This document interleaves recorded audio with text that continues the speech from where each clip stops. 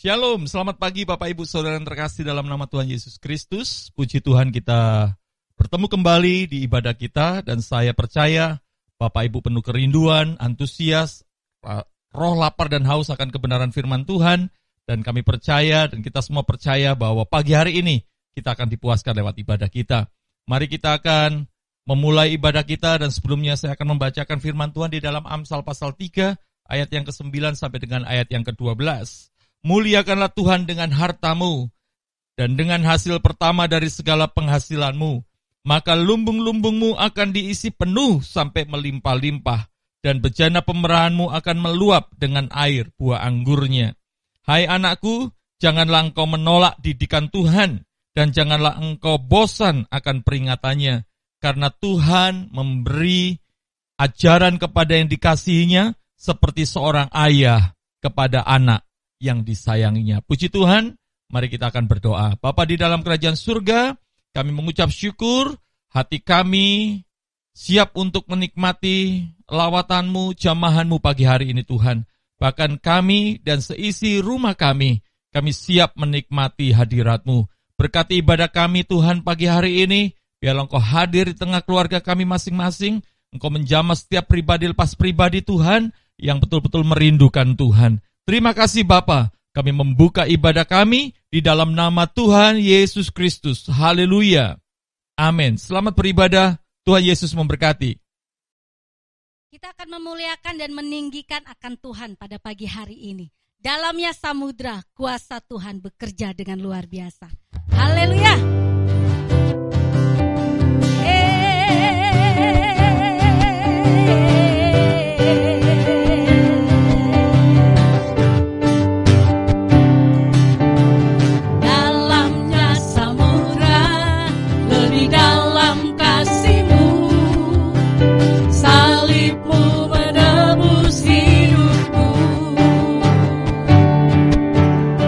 Tinggi cakrawala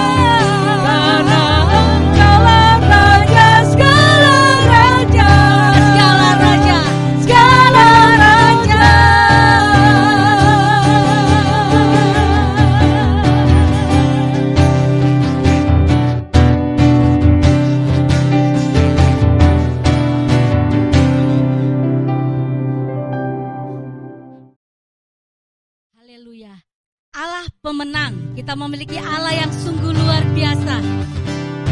Yeay.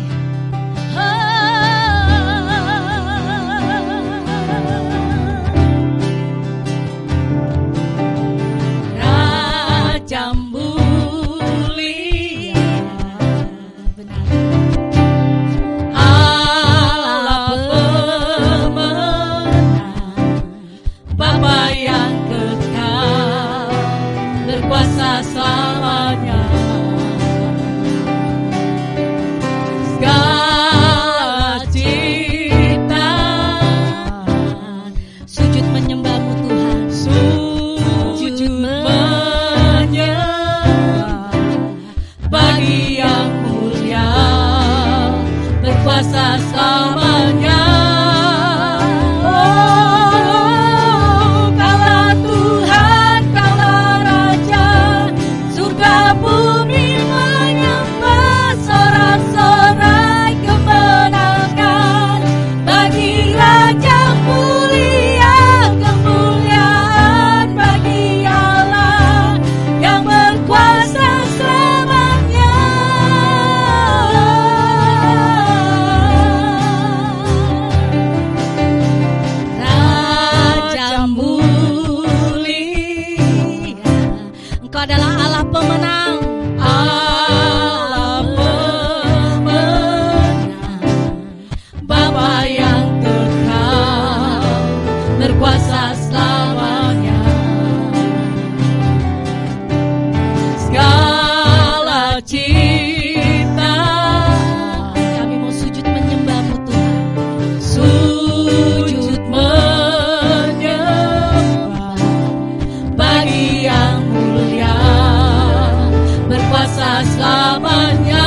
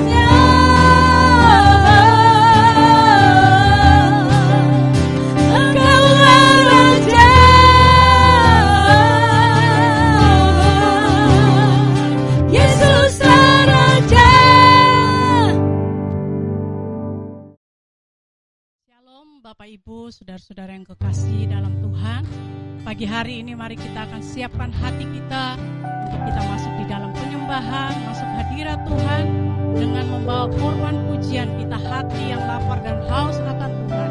Biar kuasa Roh Kudus bekerja menjamah setiap hati kita pada pagi hari ini. Mari kita naikkan pujian ini bersama. Masuk hadirat-Mu dengan korban pujian.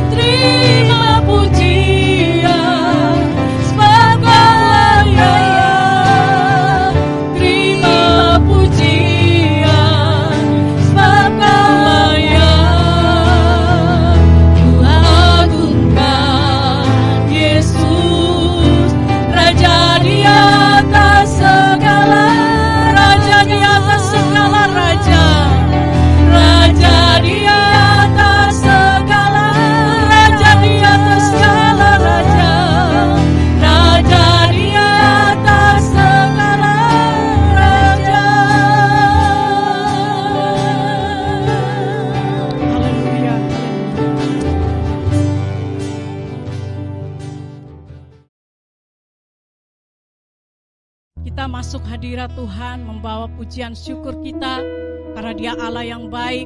Segala yang terbaik yang Tuhan sediakan bagi kehidupan kita anak-anak Tuhan yang mengasihi Dia.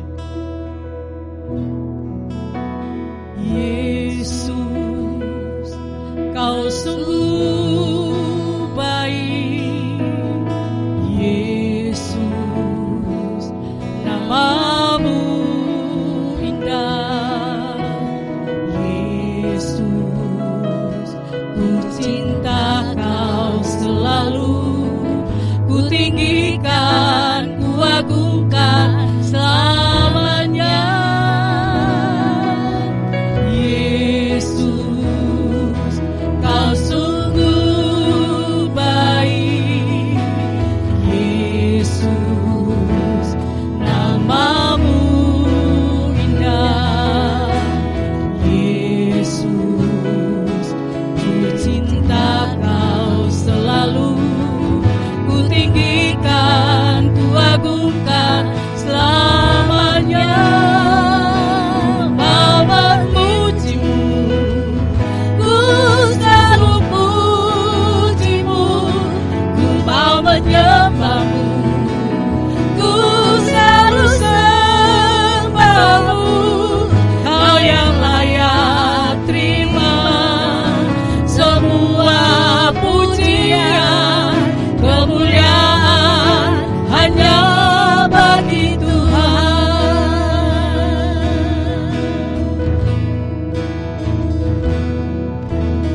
Yesus, Kau sungguh baik.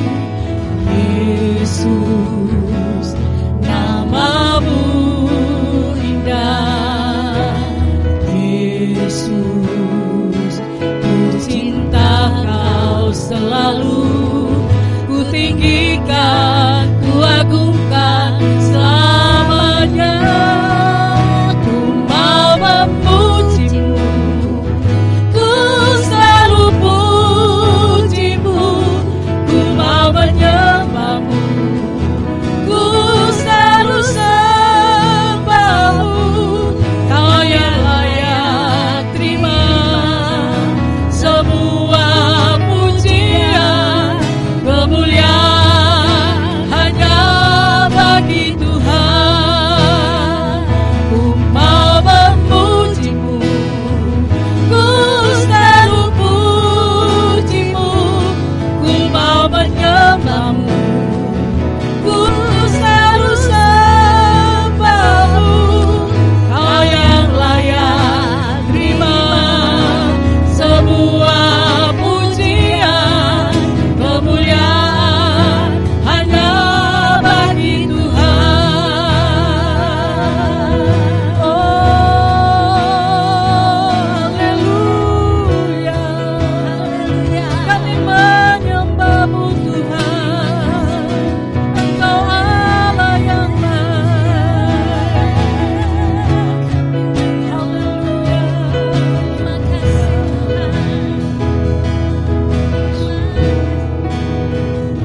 Ku mau memujimu, ku selalu pujimu, ku mau menyembahmu, ku selalu sembahmu.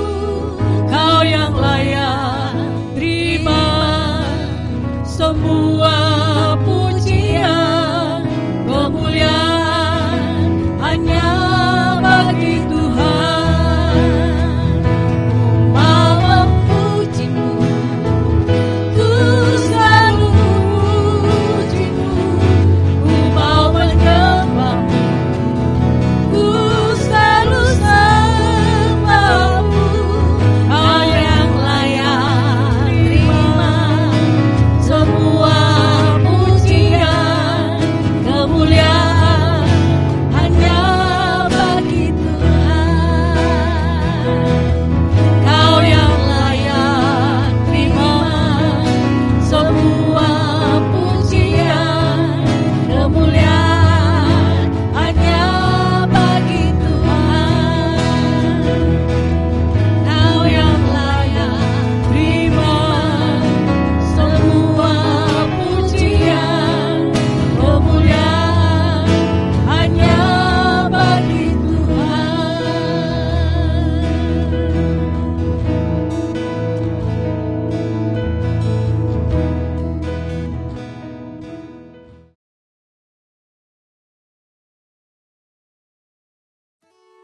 Breaking News, Minggu 12 Juli 2020.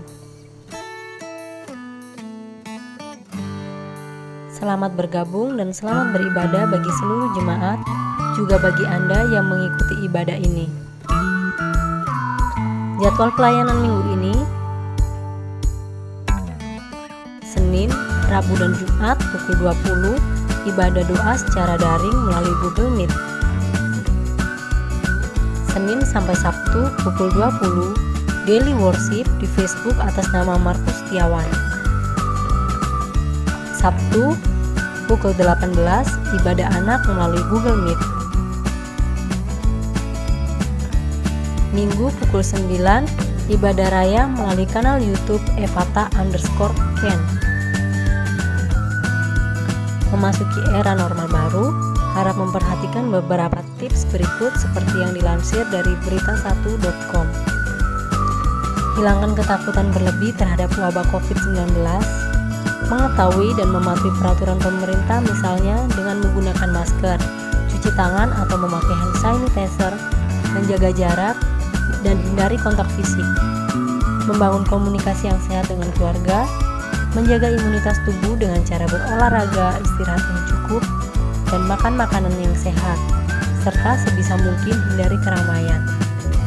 Selama ibadah secara daring, Anda dapat memberikan persembahan maupun persepuluhan melalui transfer ke rekening gereja Bank BCA dengan nomor rekening 232 026 5170. Saya ulangi, 232 026 5170 atas nama Markus Setiawan. Selamat hari Minggu dan Tuhan Yesus memberkati. Shalom, selamat pagi Bapak Ibu Saudara yang terkasih dalam nama Tuhan Yesus. Kita mengucap syukur pada pagi hari ini kita kembali boleh berjumpa, mendengarkan kebenaran firman Tuhan, beribadah kepada Tuhan. Tanda bakti kita bahwa pengakuan kita bahwa Allah kita adalah Allah yang luar biasa dan kita mau berbakti kepadanya. Nah, pada pagi hari ini Bapak Ibu Saudara, saya mau menyampaikan firman Tuhan dengan judul Providensia Allah. Providensia Allah. Mungkin sebagian Bapak Ibu ini adalah istilah atau bahasa yang baru kali ini didengar, atau mungkin juga bagi sebagian Bapak Ibu Saudara ini adalah bahasa yang sudah sering kali didengar. Tetapi pada pagi hari ini saya akan menjelaskan kepada kita semua apakah providensia itu. Nah, Bapak Ibu Saudara, providensia itu berasal dari dua kata. Yang pertama pro atau pra yang berarti sebelum, dan video yang berarti melihat. Jadi Bapak Ibu Saudara, providensia Allah adalah tindakan atau bentuk pemeliharaan Allah bagi manusia yang dilakukannya jauh sebelum manusia sadar bahwa ia membutuhkan pemeliharaan Allah tersebut. Dan Bapak Ibu Saudara, sadar atau tidak sadar, dari sejak kita pertama kali dilahirkan sampai pada hari ini Bapak Ibu Saudara, kita itu hidup di dalam providensi Allah, hidup dalam pemeliharaan Allah. Apa yang dahulu kita tidak tahu bahwa kita perlukan, Tuhan tahu. Nah, saya akan membacakan salah satu ayat yang menjadi dasar dari pemahaman providensia ini Bapak Ibu Saudara, bahwa betul-betul firman Tuhan pun menjelaskan bahwa Allah itu adalah Allah yang mengetahui kebutuhan kita jauh sebelum kita menyadari apa yang kita butuhkan. Saya akan membaca di dalam Mazmur 139 ayat 14 sampai ayat yang ke-16. Aku bersyukur kepadamu oleh karena kejadianku dahsyat dan ajaib. Ajaib apa yang kau buat, dan jiwaku benar-benar menyadarinya. Tulang-tulangku tidak terlindung bagimu ketika aku dijadikan di tempat yang tersembunyi dan aku direkam di bagian bumi yang paling bawah. Matamu atau mata Tuhan melihat selagi aku bakal anak, dan dalam kitabmu semua tertulis hari-hari yang akan dibentuk sebelum ada satupun daripadanya. Nah, Bapak Ibu Saudara, jadi sebelum kita dilahirkan, ketika Bapak Ibu Saudara dan saya masih ada di dalam kandungan ibu kita, Bapak Ibu Saudara, Tuhan sudah merancang hari-hari hidup kita, menyediakan segala sesuatu yang Bapak Ibu Saudara dan saya perlukan sebelum kita sadar bahwa kita memerlukannya. Nah, Bapak Ibu Saudara, Allah kita adalah Allah yang luar biasa. Providensianya betul-betul dinyatakan dalam kehidupan kita. Pada saat ini Bapak Ibu Saudara, kita akan melihat bagaimana Allah menyatakan providensianya kepada seorang tokoh Alkitab, dan kita akan belajar dari tokoh ini kenapakah apa yang dia lakukan sehingga Allah betul-betul menyatakan pemeliharaannya kepada wanita ini jauh sebelum wanita ini tahu bahwa dia membutuhkan apa yang Tuhan sediakan. Saya akan mengajak Bapak Ibu Saudara dan kita semua untuk belajar dari perempuan dari Sunem atau wanita Sunem, Bapak Ibu Saudara. Kita akan melihat apa sajakah yang dia lakukan sehingga dia dipelihara Allah dengan begitu luar biasa. Bahkan apa yang tidak pernah dipikirkannya, justru itulah yang Tuhan sediakan baginya.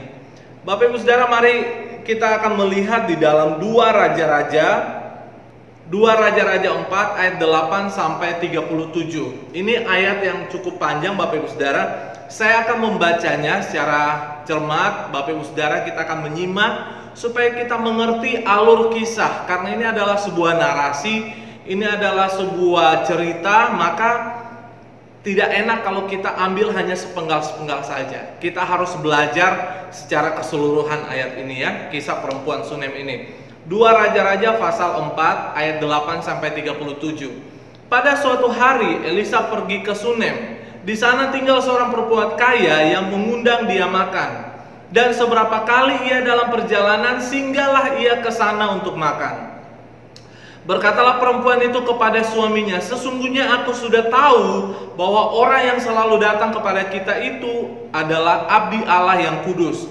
Baiklah kita membuat sebuah kamar atas yang kecil yang berdinding batu, dan baiklah kita menaruh di sana baginya sebuah tempat tidur, sebuah meja, sebuah kursi, dan sebuah kandil.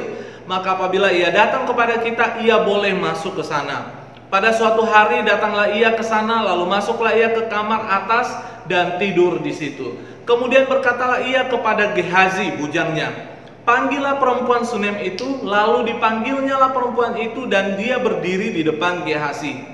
Elisa telah berkata kepada Gehazi, cobalah katakan kepadanya, sesungguhnya engkau telah sangat bersusah-susah seperti ini untuk kami. Apakah yang dapat kuperbuat bagimu? Adakah yang dapat kubicarakan tentang engkau kepada raja atau kepala tentara? Jawab perempuan itu, aku ini tinggal di tengah-tengah kaumku. Kemudian berkatalah Elisa, apakah yang dapat kuperbuat baginya? Jawab Gehazi, ia tidak mempunyai anak dan suaminya sudah tua. Lalu berkatalah Elisa, panggillah dia. Dan sesudah dipanggilnya, berdirilah perempuan itu di depan pintu. Berkatalah Elisa, pada waktu seperti ini juga tahun depan engkau akan menggendong seorang anak laki-laki.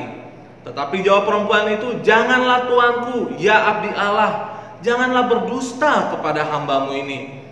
Mengandunglah perempuan itu lalu melahirkan seorang anak laki-laki pada waktu seperti itu juga pada tahun berikutnya, seperti yang dikatakan Elisa kepadanya.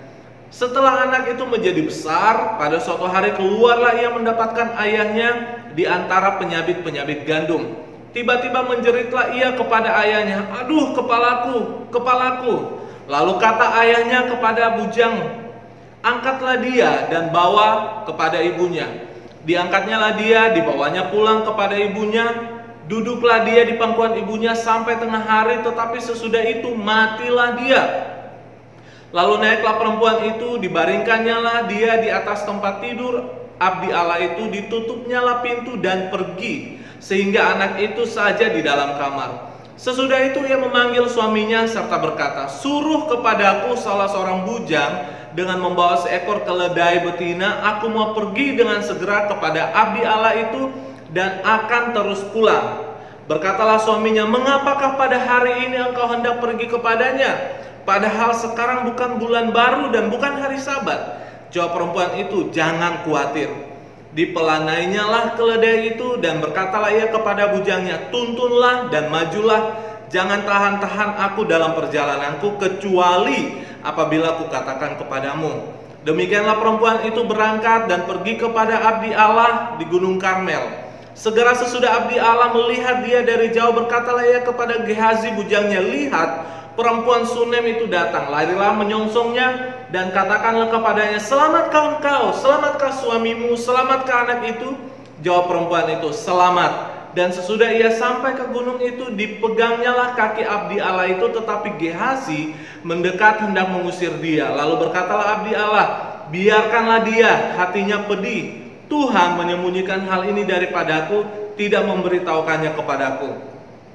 Lalu berkatalah perempuan itu, "Adakah ku minta seorang anak laki-laki daripada tuanku? Bukankah telah kukatakan, jangan aku diberi harapan kosong?" Maka berkatalah Elisa kepada Gehazi, "Ikatlah pinggangmu, bawalah tongkatku di tanganmu dan pergilah. Apabila engkau bertemu dengan seseorang, janganlah beri salam kepadanya. Dan apabila seseorang memberi salam kepadamu, janganlah balas dia. Kemudian taruhlah tongkatku ini di atas anak itu. Tetapi berkatalah ibu anak itu, demi Tuhan yang hidup dan demi hidupmu sendiri, sesungguhnya aku tidak akan meninggalkan engkau." Lalu bangunlah Elisa dan berjalan mengikuti perempuan itu. Adapun Gehazi telah berjalan mendahului mereka dan telah menaruh tongkat di atas anak itu, tetapi tidak ada suara dan tidak ada tanda hidup. Lalu kembalilah ia menemui Elisa serta memberitahukan kepadanya, katanya, "Anak itu tidak bangun." Dan ketika Elisa masuk ke rumah, ternyata anak itu sudah mati dan terbaring di atas tempat tidurnya. Sesudah ia masuk, ditutupnyalah pintu sehingga ia sendiri dengan anak itu di dalam kamar. Kemudian berdoalah ia kepada Tuhan. Lalu ia membaringkan dirinya di atas anak itu dengan mulutnya di atas mulut anak itu, dan matanya di atas mata anak itu, serta telapak tangannya di atas telapak tangan anak itu. Dan karena ia meniarap di atas anak itu, maka menjadi panaslah badan anak itu. Sesudah itu ia berdiri kembali dan berjalan dalam rumah itu, sekali ke sana, sekali ke sini. Kemudian meniarap pula lah ia di atas anak itu. Maka bersinlah anak itu sampai 7 kali, lalu membuka matanya. Kemudian Elisa memanggil Gehazi dan berkata, "Panggillah perempuan Sunem itu." Dipanggilnyalah dia, lalu datang ia kepadanya. Maka berkatalah Elisa, "Angkatlah anakmu ini." Masuklah perempuan itu, lalu tersungkur di depan kaki Elisa dan sujud menyembah dengan mukanya sampai ke tanah. Kemudian diangkatnya lah anaknya lalu keluar. Nah, Bapak Ibu Saudara, kisah yang baru saja saya baca itu adalah sebuah kisah yang luar biasa. Kita akan belajar dari perempuan Sunem ini, bagaimana providensia Allah begitu nyata, begitu dimanifestasikan dengan sempurna dalam kehidupannya. Mengapakah perempuan dari Sunem ini mengalami providensia Allah? Ingat, providensia itu adalah bentuk pemeliharaan Allah jauh yang dilakukan Allah jauh sebelum kita tahu dan sadar bahwa kita membutuhkan itu. Providensia yang dilakukan Allah kepada perempuan Sunem adalah bentuk pemeliharaan Allah kepada perempuan itu yang dilakukan Allah jauh sebelum perempuan itu sadar bahwa dia membutuhkan. Perempuan itu tidak tahu ada kepentingan apa Elisa datang melayani. Ada kepentingan apa dia menyediakan tempat bagi Elisa. Dia hanya sekedar melakukan itu, tetapi jauh di dalam kemahatauan Allah. Tuhan tahu bahwa perempuan ini memerlukan banyak hal, Bapak Ibu Saudara. Mengapa perempuan dari Sunem ini mengalami providensia Allah? Yang pertama, karena dia murah hati. Dia murah hati. Kalau Bapak Ibu Saudara kita menyimak tadi, mulai dari ayat 8 sampai 10, di situ dikatakan bahwa perempuan Sunem ini bukan perempuan miskin. Dia adalah orang yang sangat kaya, punya usaha, kalau kita bisa bahasakan ya, punya bisnis yang sangat berkembang. Tapi sayangnya dia nggak punya anak, Bapak Ibu Saudara. Dan perempuan Sunem ini adalah orang yang kaya, yang tahu bagaimana melayani Tuhan melalui kekayaannya, melalui hartanya, yakni dengan cara menyediakan akomodasi yang terbaik bagi Nabi Elisa yang datang melayani di kota tersebut. Dia adalah orang kaya yang murah hati, bukan orang kaya yang pelit.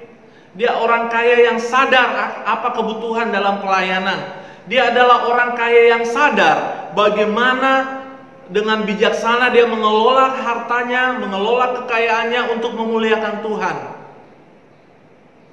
Itu adalah hal yang luar biasa, Bapak Ibu Saudara. Murah hati adalah buah roh. Ya, di dalam Galatia pasal 5 ada 9 buah roh di situ, salah satunya adalah murah hati. Sekaligus murah hati ini adalah tanda bahwa orang yang hatinya tidak terikat pada harta, orang yang tahu bahwa hartanya adalah anugerah dari Tuhan, sehingga dia tidak perlu genggam terlalu erat, menggenggam semuanya. Dia tahu bahwa kekayaannya, hartanya ini adalah pemberian Tuhan, bukan semata-mata hasil usahanya, bukan semata-mata hasil jerih lelahnya, sehingga dia tidak terikat pada harta. Dia tahu bagaimana menggunakan kekayaannya untuk memuliakan Tuhan. Saya akan mengajak Bapak Ibu Saudara untuk membaca di dalam Matius pasal 6 ayat 19 sampai 21. Janganlah kamu mengumpulkan harta di bumi. Di bumi ngengat dan karat merusakkannya, dan pencuri membongkar serta mencurinya. Tetapi kumpulkanlah bagimu, kumpulkanlah bagimu harta di sorga. Di sorga ngengat dan karat tidak merusakkannya, dan pencuri tidak membongkar serta mencurinya. Karena di mana hartamu berada, di situ juga hatimu berada.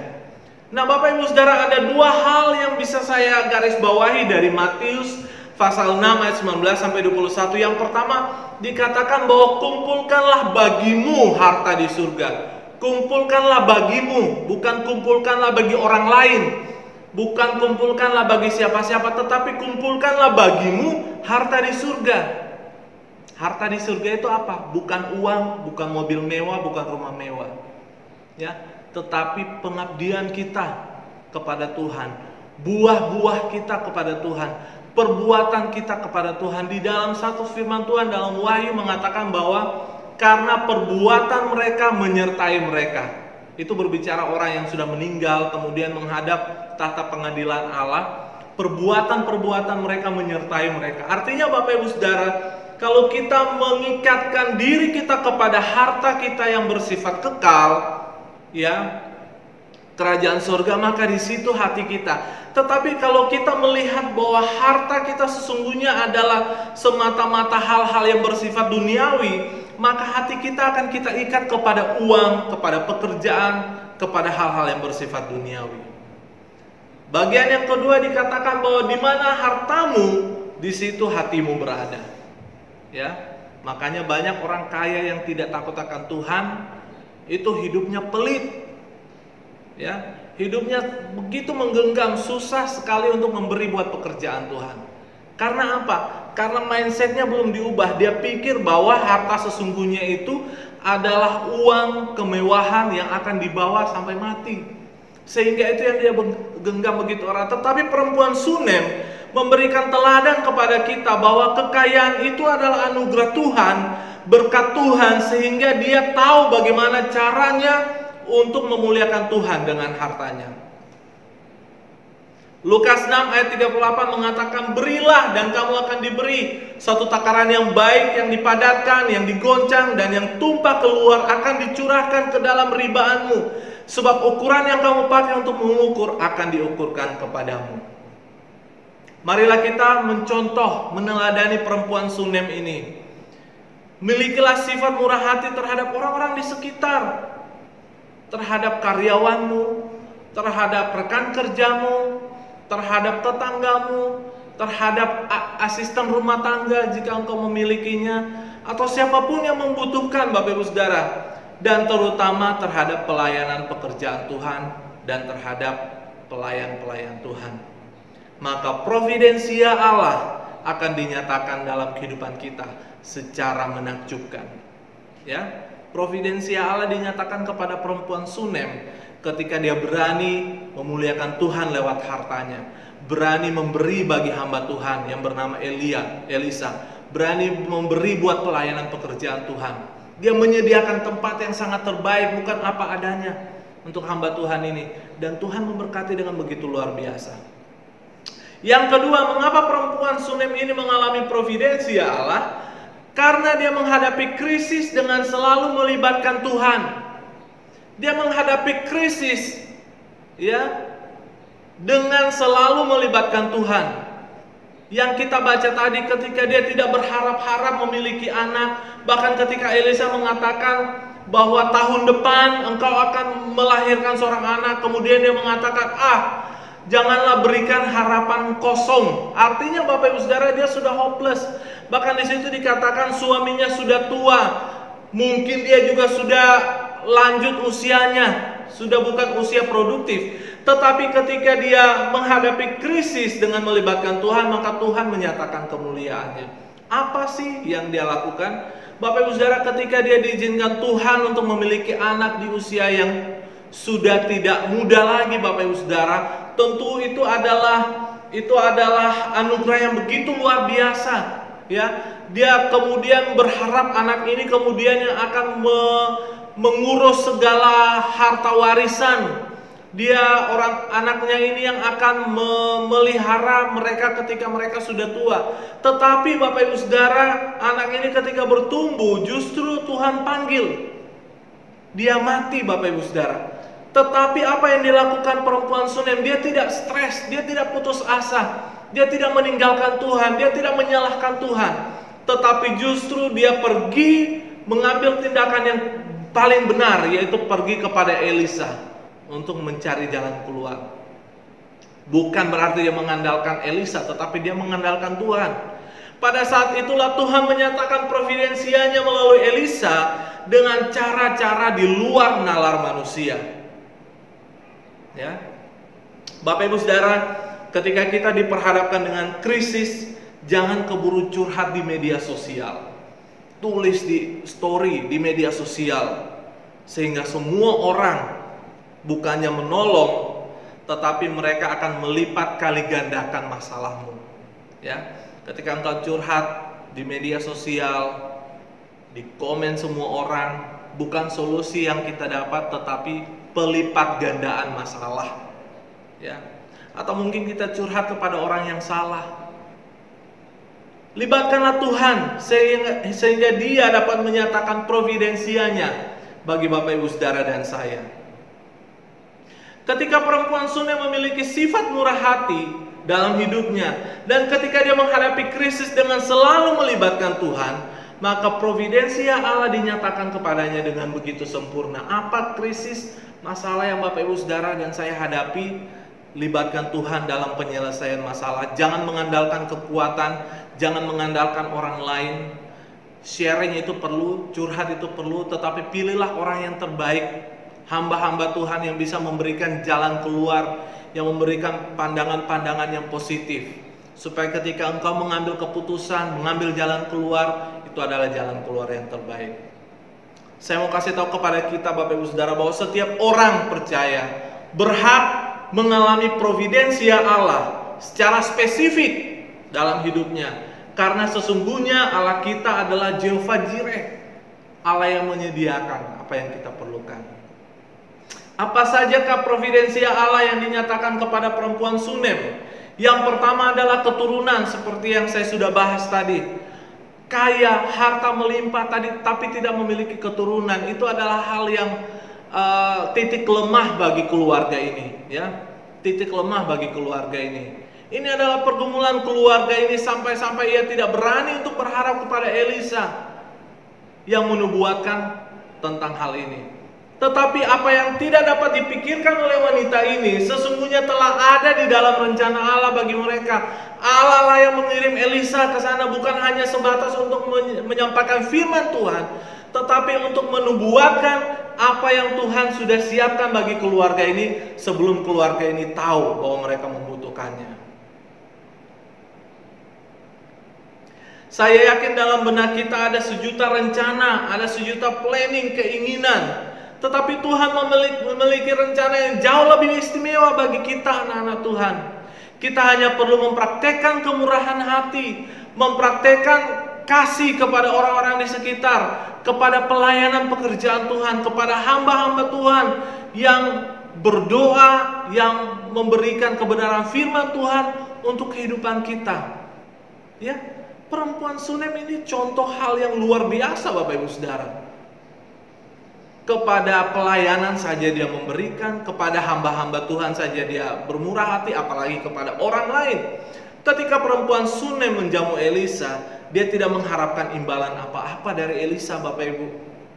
Tetapi Tuhanlah yang Tetapi Tuhan yang dilayani Elisa lah yang menyediakan apa yang diperlukan oleh perempuan Sunem ini. Dia hanya sebatas melayani hamba Tuhan ini dengan kekayaan yang dia miliki. Tetapi justru Tuhanlah yang tahu apa sesungguhnya yang dirindukan hatinya, apa sesungguhnya yang diinginkan hatinya sejak bertahun-tahun. Providensia Allah yang kedua adalah kebangkitan anaknya dari kematian. Betul-betul perempuan Sunem ini diperhadapkan dengan tujuan hidup yang paling berat, dengan ujian hidup yang paling susah, Bapak Ibu Saudara. Dia tidak minta anak, Bapak Ibu Saudara, dia tidak mengharapkan lagi anak. Tetapi ketika Tuhan memberi, dia begitu sayang kepada anak itu. Tetapi pada saat yang sama, Tuhan memanggil anak itu. Stres bisa saja. Tetapi pada titik inilah dia menunjukkan kualitas percayanya kepada Tuhan. Dia yakin bahwa solusi setiap masalah atau krisis adalah di dalam Tuhan. Salah satu providensia Allah yang sudah dan akan selalu kita alami adalah mujizat, yakni di mana Allah menjadikan yang tidak ada menjadi ada sesuai dengan kehendaknya, bukan sesuai dengan keinginan kita. Ingat Bapak Ibu Saudara, mujizat itu bukan menjadikan apa yang ada, yang tidak ada menjadi ada sesuai dengan pikiran kita. Tetapi mujizat itu adalah bagaimana kita mengucap syukur, menerima hal-hal yang luar biasa dari Tuhan ya dalam kehidupan kita. Ya, bagaimana kita bisa menanggung persoalan tanpa kita menjadi hancur, tanpa kita meninggalkan Tuhan, itu adalah mujizat. Bisa juga mujizat itu adalah sesuatu yang kita tidak pernah pikirkan kemudian Tuhan berikan, Bapak Ibu Saudara. Itu adalah sesuatu yang ada di ranah kehendak Allah yang tidak bisa kita paksa-paksakan. Providensia Allah yang ketiga, ini yang luar biasa Bapak Ibu Saudara. Saya akan mengajak kita membaca di dalam 2 Raja-Raja pasal 8 ayat 1 sampai 6. 2 Raja-Raja 8 ayat 1 sampai 6. Elisa telah berbicara kepada perempuan yang anaknya dihidupkannya kembali. Ini perempuan Sunem maksudnya. Katanya, berkemaslah dan pergilah bersama-sama dengan keluargamu dan tinggallah di mana saja engkau dapat menetap sebagai pendatang, sebab Tuhan telah mendatangkan kelaparan yang pasti menimpa negeri ini 7 tahun lamanya. Lalu berkemaslah perempuan itu dan dilakukannya lah seperti perkataan abdi Allah itu. Ia pergi bersama-sama dengan keluarganya, lalu tinggal menetap sebagai pendatang di negeri orang Filistin 7 tahun lamanya. Dan setelah lewat 7 tahun itu, pulanglah perempuan itu dari negeri orang Filistin. Kemudian ia pergi mengadukan perihal rumahnya dan ladangnya kepada raja. Raja sedang berbicara kepada Gehazi bujang abdi Allah itu, katanya, cobalah ceritakan kepadaku tentang segala perbuatan besar yang dilakukan Elisa. Sedang ia menceritakan kepada raja tentang Elisa menghidupkan anak yang sudah mati itu, tampaklah perempuan yang anaknya dihidupkan itu datang mengadukan perihal rumahnya dan ladangnya kepada raja. Lalu berkatalah Gehazi, ya tuanku raja, inilah perempuan itu dan inilah anaknya yang dihidupkan Elisa. Rupa-rupanya kisah ini menjadi viral, jadi perbincangan sehingga raja pun pengen tahu. Lalu raja bertanya-tanya dan perempuan itu menceritakan semuanya kepadanya. Kemudian raja menugaskan seorang pegawai istana menyertai perempuan itu dengan pesan, pulangkanlah segala miliknya dan segala hasil ladang itu sejak ia meninggalkan negeri ini sampai sekarang. Itu artinya 7 tahun yang lalu. Ya. Setelah menikmati mujizat Tuhan, lagi-lagi Tuhan menguji perempuan Sunem ini dengan mengizinkan terjadi kelaparan selama 7 tahun ketika Israel dikepung oleh bangsa Aram, Raja Ben-Hadad. Kondisi ini memaksa perempuan Sunem dan keluarganya seperti kita baca tadi untuk tinggal di Filistin sebagai orang asing selama 7 tahun lamanya. Otomatis mereka tidak lagi menjadi orang kaya, tetapi mereka tinggal sebagai pendatang, pengungsi. Pengungsi itu tidak enak Bapak Ibu Saudara, apalagi pengungsinya selama 7 tahun. Dan di saat yang bersamaan harta benda mereka dikuasai Ben-Hadad, Raja Aram, Bapak Ibu Saudara. Dan ketika masa 7 tahun berakhir, bagaimana nasib perempuan ini? Ini yang luar biasa, Bapak. Inilah yang saya maksud providensia Allah, ya. Sesuatu yang tidak pernah dipikirkan, sesuatu yang sudah hilang, Namun karena Allah itu mengasihi perempuan yang murah hati dan mengandalkan Tuhan ini, maka Tuhan mengembalikan semuanya. Apa yang dia pikir telah hilang selama 7 tahun, barang-barang kekayaan, harta benda, ternak, ladang yang sudah hilang selama 7 tahun Bapak Ibu Saudara, namun semuanya dikembalikan kepadanya oleh Raja Aram, ladang dan segala hasilnya. Selama 7 tahun dia tidak perlu mengerjakan ladang itu, dia tidak perlu berusaha, dia tidak perlu menanam, dia tidak perlu menjaga tanamannya, tetapi dia meninggalkan itu selama 7 tahun untuk tinggal di tanah Filistin. Tetapi ketika dia pulang selama tahun ke-7 setelah kelaparan itu, bukan hanya rumah yang dia dapat, tetapi hasil ladang dikembalikan oleh raja. Kalau bukan providensia Allah ini, tidak akan seperti itu terjadi. Bapak Ibu Saudara perlu tahu, Raja Aram ini bukan orang yang percaya kepada Tuhan. Tetapi kalau Tuhan mau menyatakan providensianya, menyatakan pemeliharaannya kepada perempuan Sunem ini, siapapun Tuhan bisa pakai, cara apapun Tuhan bisa pakai. Ya, ketika kita berpikir telah kehilangan sesuatu karena telah memberi, karena telah membantu pekerjaan Tuhan, telah membantu pelayanan Tuhan, justru di saat itulah Tuhan dapat menyatakan providensianya, pemeliharaannya kepada Bapak Ibu Saudara dan saya. Tuhan sanggup menyediakan apa yang kita butuhkan jauh sebelum kita tahu bahwa kita membutuhkannya. Tuhan Yesus adalah Jehovah Jireh, Allah penyedia. Kita belum menerima apa yang kita butuhkan saat ini bukan pertanda bahwa Tuhan itu tidak ada, bahwa Tuhan itu tidak menjaga kita. Karena Tuhan mau ketika kita melepaskan sedikit yang ada dalam genggaman kita, maka saat itu Tuhan dapat memberi lebih lagi bagi kita. Kadang kita terlalu begini, menggenggam erat-erat apa yang menjadi anugerah Tuhan bagi kita. Ya, seolah-olah ini semua milik kita. Bahkan pekerjaan Tuhan tidak kita bantu, bahkan orang lain tidak kita bantu, seolah-olah ini semua milik kita. Tuhan tidak bisa menambahkan apa-apa karena tangan kita terlalu tertutup.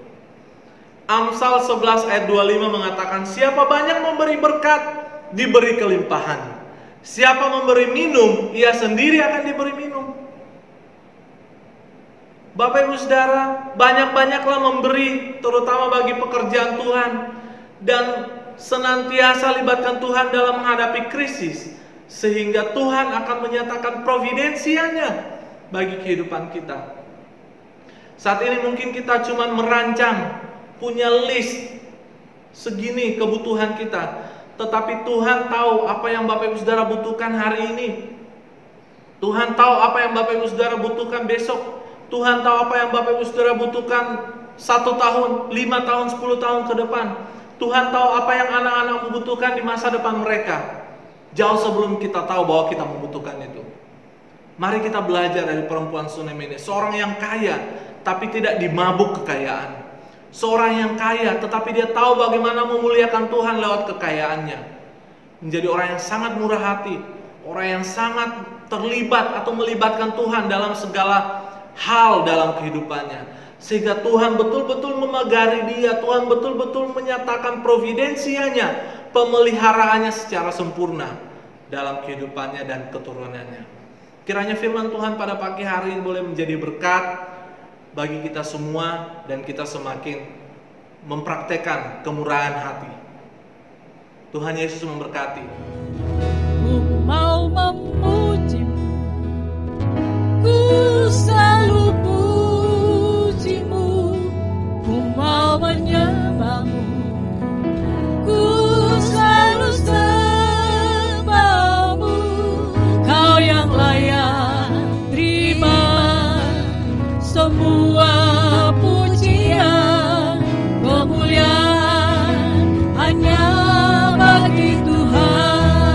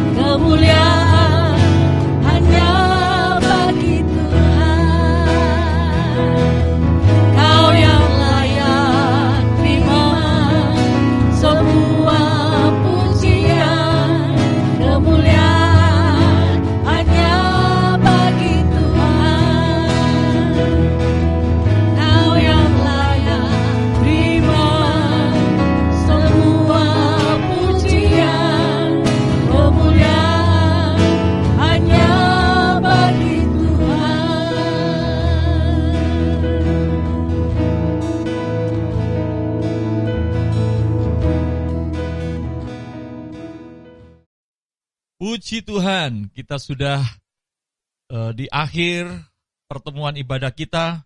Dan saya secara pribadi dan saya yakin Bapak Ibu Saudara terkasih yang ada di rumah juga boleh merasakan hadirat Tuhan lewat pujian penyembahan dan lewat kebenaran firman Tuhan. Mari sebelum kita mengakhiri ibadah kita siapkan amplop-amplop persembahan kita. Kita mau berdoa kiranya Tuhan memberkati apa yang kita persembahkan kepada Tuhan hari ini. Mari bersama-sama kita berdoa. Bapa di dalam kerajaan surga, kami mengucap syukur. Karena pagi hari ini kami sudah mengakhiri ibadah kami. Sungguh kami merasakan hadirat-Mu, kami merasakan lawatan-Mu. Bapa Surgawi, Engkau memberkati setiap anak-anak-Mu yang sudah beribadah pagi hari ini. Berkati pribadi lepas pribadi, berkati rumah tangga mereka, berkati pekerjaan dan usaha, bahkan segala keperluan dan kebutuhan Tuhan Yesus yang akan memberkati. Terutama di tengah pandemi COVID-19 yang belum selesai ini Tuhan, kami percaya perlindungan-Mu, penyertaan-Mu, bahkan lawatan-Mu akan mengalir atas kehidupan kami, nyata atas kehidupan kami, dan kami boleh dikuatkan selalu oleh karena hadirat-Mu. Terima kasih Bapa, kami mengucap syukur karena Tuhan Yesus baik. Mari Bapak Ibu angkatlah amplop-amplop persembahan-Mu, kita berdoa. Bapa di dalam kerajaan surga, kami mau memberi untuk pekerjaan Tuhan. Kami tahu Tuhan bahwa Engkau adalah Allah yang berjanji. Dan Engkau adalah Allah yang setia. Engkau akan menepati janji-Mu Tuhan. Bahwa Engkau akan membuka tingkap-tingkap langit. Mencurahkan berkat bagi setiap kami. Yang memberi dengan sukacita. Yang memberi dengan ketulusan hati. Tanpa paksaan, dan kami percaya kami akan mendapatkan berkat berlipat kali ganda. Di dalam nama Tuhan Yesus Kristus. Berkati setiap rumah tangga kami. Berkati pekerjaan usaha kami. Dan kami percaya Tuhan, pintu-pintu berkat-Mu akan terbuka dan memberkati kehidupan kami. Kami mau memberi di dalam nama Tuhan Yesus Kristus. Mari kita berdoa Bapa kami.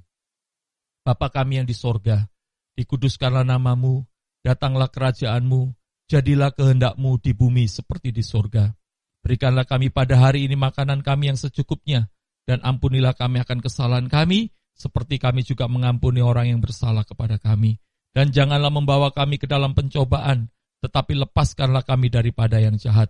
Karena Engkau-lah yang punya kerajaan, dan kuasa, dan kemuliaan, sampai selama-lamanya. Mari Bapak Ibu angkatlah kedua tangan-Mu.